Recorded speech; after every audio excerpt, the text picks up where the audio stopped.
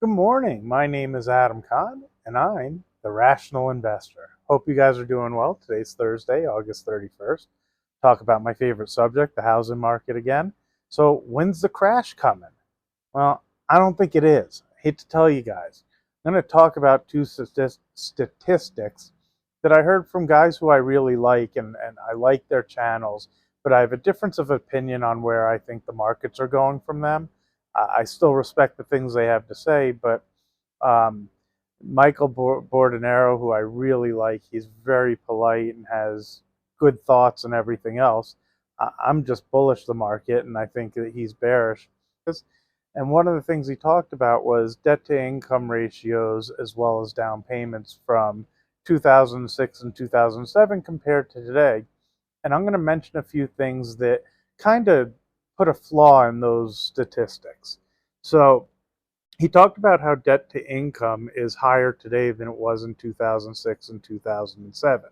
Now, for those of you who don't know what debt to income is, it's a ratio that factors somebody's income against the debts they have: car payments, housing payments, credit cards, everything else, to give us an idea of how much they kind of owe. Well, here's the problem with his analysis on that. If everybody remembers back in 2006 and 2007, and I don't know that everybody does, but a lot of these loans were stated income. If I tell you the story of when I went to apply for a home back then, I wasn't working.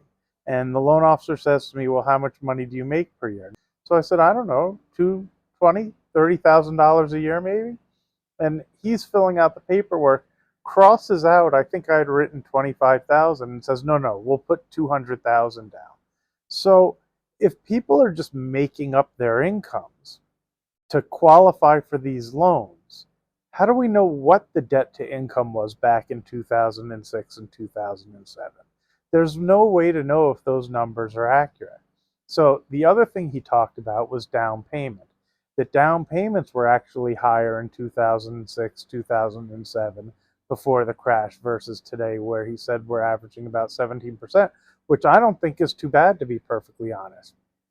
But let's talk about that as well. Those of you who bought homes or looked at homes back in 2006 and 2007, a lot of things that the loan officers were doing is they were doing a first and a second where the borrower was borrowing money for their down payment. So while it might have appeared that they were putting down a good down payment, odds were they were getting a loan to put that down payment down, and they were probably putting up nothing. So again, the statistics that we have from 2006 and 2007 to try to compare to today, the numbers aren't accurate, and the information, you have to really delve into it to see what's correct and what isn't.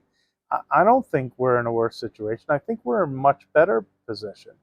Based on what I see, people have really good credit scores, they're putting down decent down payments, and they have good jobs. The anomaly is, I agree, it looks expensive and rates are high and everything else, but what do they say? Markets climb a wall of worry. Well, I think we're in the wall of worry, and we're in the skepticism phase right now. It's bewildering. I don't understand it. But until there's euphoria, we haven't overextended, and I think the markets just continue higher. Anyway, I'm going to try to keep these weekday ones really short. I've gone longer than I even wanted to. If you like the information, give a thumbs up, subscribe, like, make a comment, tell me how I'm an idiot, whatever you like. Have a great day, and I'll talk to you guys tomorrow.